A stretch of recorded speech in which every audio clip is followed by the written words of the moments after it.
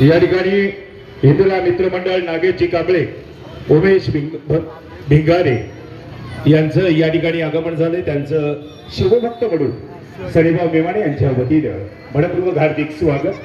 त्याचप्रमाणे उमेशजी धनगर यांचं या ठिकाणी मनपूर्वक हार्दिक स्वागत। सामाजिक कार्यकर्ते सामाजिक बांधिलकी जपत आज शिवजयंती साजरी करायची।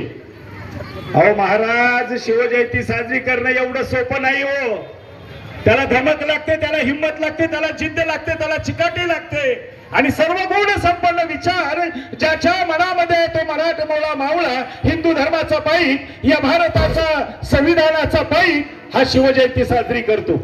आणि म्हणून तुमच्यासारख्या सर्वसामान्य कार्यकर्त्यांचं पाठीवरचं बळ, आईचा आशीर्वाद, आई वडिलांचं प्रेम, भाऊ भावाचं बांधिलकी जेव्हा ज्याच्या जवळ असते ना, तो शिवजयंती साजरी करतो। आणि म्हणून या ठिकाणी सणीभाऊ मेमाणे आणि इतर कार्यकर्ते हे बंधू भावाप्रमाणे या ठिकाणी असतात।